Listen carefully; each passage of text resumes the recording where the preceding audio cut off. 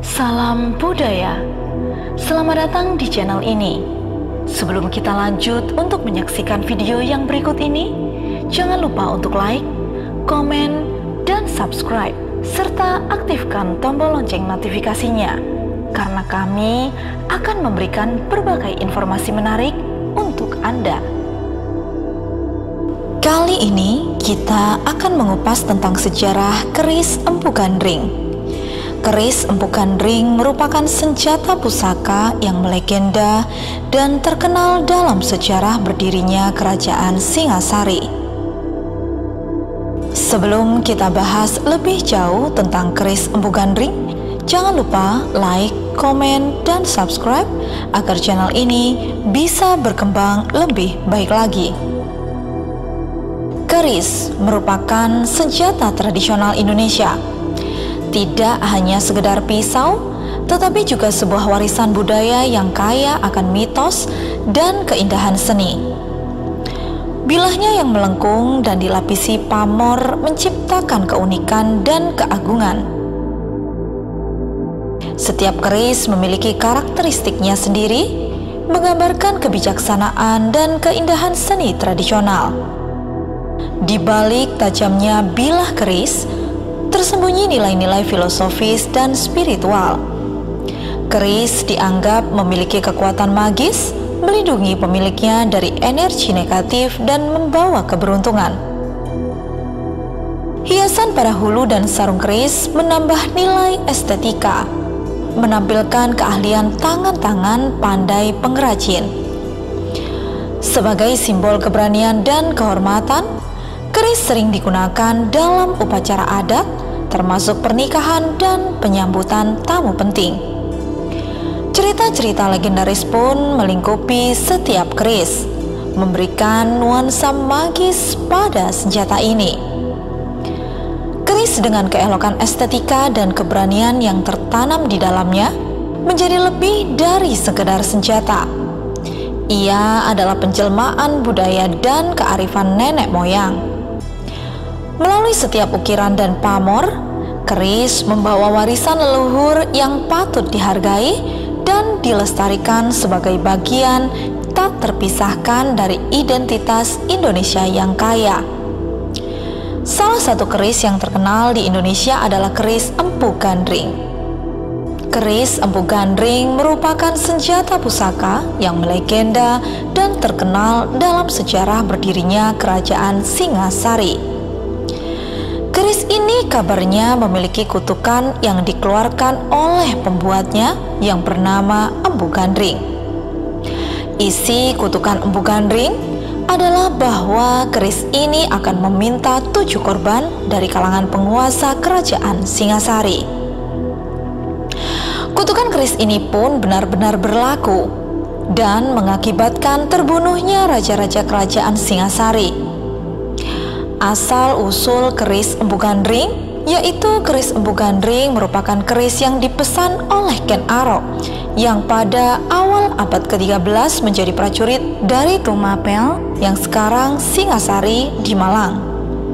Keris ini dipesan oleh Ken Arok untuk menghabisi majikannya sendiri, yaitu Tunggul Ametung yang saat itu menjadi aku atau camat di Tumapel. Hal ini dilakukan karena Ken Arok jatuh cinta dengan istri Tunggul Ametung yang bernama Ken Dedes. Ken Arok kemudian memesan keris kepada seorang pandai besi terkenal bernama Empu Gandring. Empu Gandring menjanjikan keris ampuh untuk membunuh Tunggul Ametung yang sakti dalam waktu 1 tahun. Namun, selang beberapa bulan, Ken Arok sudah tidak sabar. Ia pun nekat merebut keris yang belum sempurna dan menusukkannya ke dada Empu Gandring hingga tewas.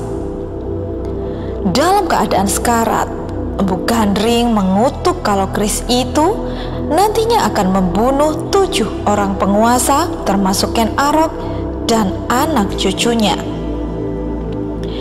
Setelah membunuh Empu Gandring, Ken Arok kembali ke Tumapel dan sengaja meminjamkan kerisnya kepada rekannya sekaligus panglima Tumapel yang bernama Kebo Ijo. Malam berikutnya, Ken Arok mengambil keris itu dari Kebo Ijo dan menyusup ke kamar Tunggul Ametung lalu membunuhnya. Keesokan harinya, Kebo Ijo diadili karena keris yang diduga miliknya ditemukan menancap pada mayat Tunggul Ametung. Kebo Ijo kemudian dieksekusi mati dengan menggunakan keris Empu Gandring. Setelah Tunggul Ametung meninggal, Ken Arok menyatakan dirinya sebagai Aku Baru Tumapel dan menikahi Ken Dedes. Saat dinikahi Ken Arok, Ken Dedes tengah mengandung anak Tunggul Ametung yang setelah lahir diberi nama Anusapati. Sementara itu, Ken Arok sebelumnya sudah menikah dengan perempuan bernama Ken Umang. Dalam riwayat dijelaskan bahwa Resi Loh Gawe yang merupakan guru Ken Arok pernah meramalkan siapapun yang bisa menjadikan Ken Dedes sebagai istri, maka segala keinginan akan tercapai dengan mudah. Setelah menjadi penguasa Tumapel, Ken Arok kemudian mendirikan kerajaan Singasari pada 1222 dan menobatkan dirinya sebagai raja pertama. Ketika Anusapati dewasa, ia mengetahui bahwa Ken Arok yang membunuh ayah kandungnya, Tunggul Ametung. Anusapati kemudian mengutus Ki Pangalasan untuk membunuh Ken Arok dengan keris Empu Gandring. Rencana tersebut berhasil dilaksanakan. Untuk menghilangkan jejak, Anusapati kemudian membunuh Ki Pangalasan dengan keris Empu Gandring. Sepeninggal Ken Arok, Anusapati kemudian naik tahta sebagai penguasa Singasari pada tahun 1227. Namun, kabar pembunuhan Ken Arok didengar oleh Tohjaya, anak Ken Arok dengan Ken Umang yang segera menyusun rencana pembalasan untuk membunuh Anusapati. Tohjaya berhasil membunuh Anusapati ketika sedang menggelar sabung ayam di sekitar Kutaraja Singasari. Setelah itu, Tohjaya mengambil alih kekuasaan kerajaan Singasari pada 1248. Namun pada akhirnya Tohjaya juga dibunuh dengan keris Empu Gandring oleh Ranggawuni, putra dari Anusapati. Ranggawuni kemudian naik tahta menjadi penguasa kerajaan Singasari dari tahun 1248 hingga 1272. Dalam kitab Pararaton maupun Negara Kertagama, Ranggawuni juga dikenal sebagai Wisnuwardana.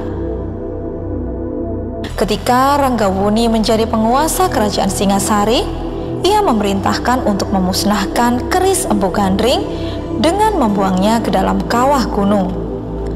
Ranggawuni meyakini bahwa keris tersebut telah menjadi biang kegaduhan dalam pemerintahan Singasari.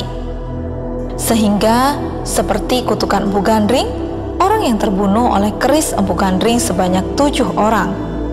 Ketujuh korban keris Empu Gandring diantaranya Empu Gandring, Tunggul Ametung, Kebo Ijo, Ken Arok, Ki Pangalasan, Anusapati, dan Tohjaya.